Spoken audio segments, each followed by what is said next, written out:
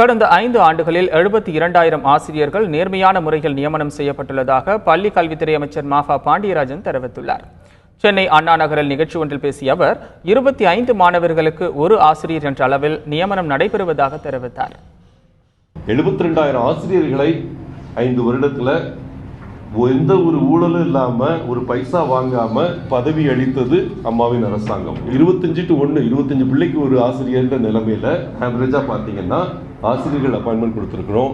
இன்னும் வெளிப்படையாக இந்த ஆசிரியர்களை நாமினேட் பண்ணிட்டே இருப்போம். இப்ப டெட் பரீட்சை வந்திருக்கு.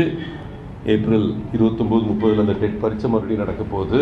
இந்த ஏசர் ரிப்போர்ட்ல மட்டும் இல்லாம அனைத்து ரிப்போர்ட்லையும் முதலிடத்தில் வரும் இந்த 5 விஷயங்கள்லையும் focus on learning outcomes, focus on sports, focus on culturals, focus on scientific expression, focus on ICT in education. இந்த 5 விஷயங்களை செய்யறதுக்கு ஃபோக்கஸ் பண்ணிட்டு இருக்கோம்.